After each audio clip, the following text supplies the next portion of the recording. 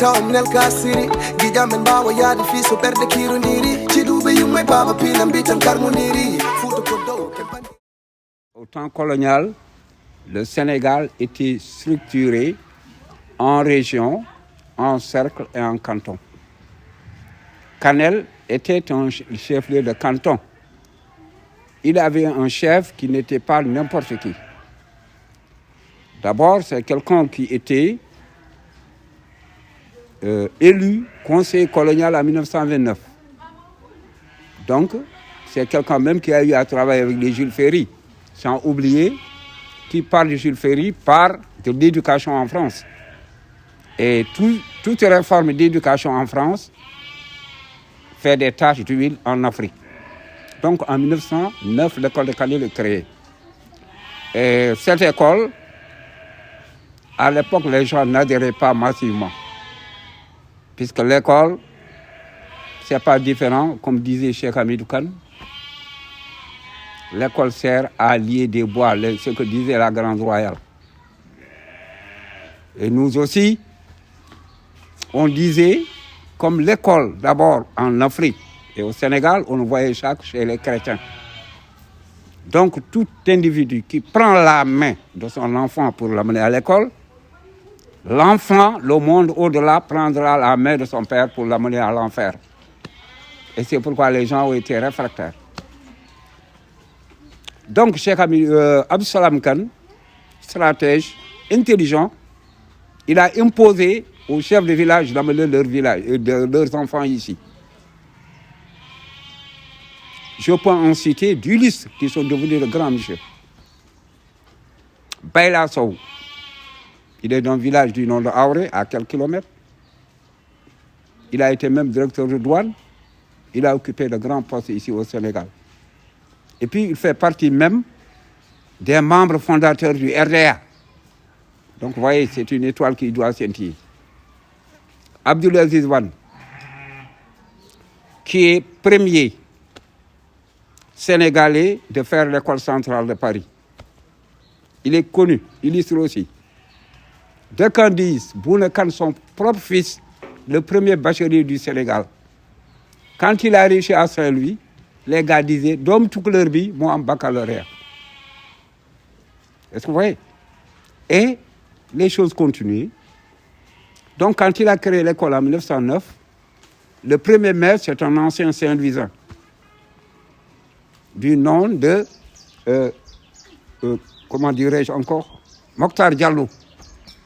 Donc, et Cheikh Hamidou, comme je disais, Absalam a initié les gens comme ça. Même le tuteur de Macky Sall, l'actuel président, il est de Sinthiou Bamambé. Il est sorti de cette école, l'école de Kanel. Pas mal de cas dans ce pays qui sont sortis de cette école. Mais l'école, on débutait à Kanel pour le cours préparatoire. Sur test, on envoyait les élèves à partir du C1 à l'école, comment dirais-je, du cercle de Matam.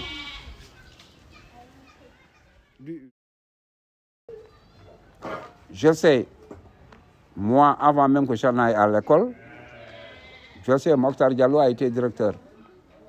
Oumar Hamé Wan de Kanel a été le directeur. Antoine Taye a été le directeur.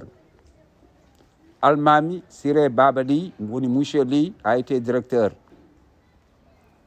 Comment dire, Ibavad, il a été directeur. Malik Koumbayaï de Lenguer. Bon, après, il y a eu Ibrahim Ndiaye. Ibrahim Ndiaye, c'est lui qui a fait les beaux jours pour moi à l'école de Kanel. Et c'est lui-même qui a fait l'extension. Il a mené Kanel de 4 classes à 5 classes. Bon, après Ibrahim Ndiaye, il y a eu M. Anne, Oumar Anne. Quand Anne a quitté, il est remplacé par M. Faye de Chilon. Après M. Faye de Chilon, il y a eu mon ancien directeur, en la personne d'Abou Sarr. Il est là de 75 jusqu'en 94. Il est décédé en 94 même à Canal. Lui aussi, il a fait de beaux jours de cette école. Bon, donc après lui, il y a eu Abdoul Ndjim, un natif du village. Maintenant, après, il y a eu une dame, comment elle s'appelle, madame, je crois que son mari était l'adjoint au préfet de Canal. Actuellement, c'est une directrice, une ancienne élève de l'école. Notre ancienne élève, nous, moi qui vous parle, et qui est directrice même de cette école. C'est ça, je connais de l'historique, quoi, ceux qui sont passés. Mais je sais que l'extension, elle a, comment dirais-je, en 68, j'avais laissé 6 classes, 5 classes. C'est Abou Sarr qui a poussé l'école vers 12 classes. Après, il y a eu la création du deuxième école, l'école 2 et l'école 3.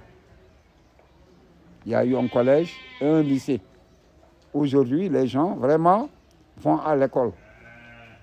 Et d'ailleurs, même le monsieur qui est venu me voir en tant que personne ressource est sorti même de cette école. J'ai toujours aimé d'abord les enfants qui ont une bonne éducation. Le plus souvent, moi, je donne des conseils. Nous sommes dans un monde où l'excellence paye.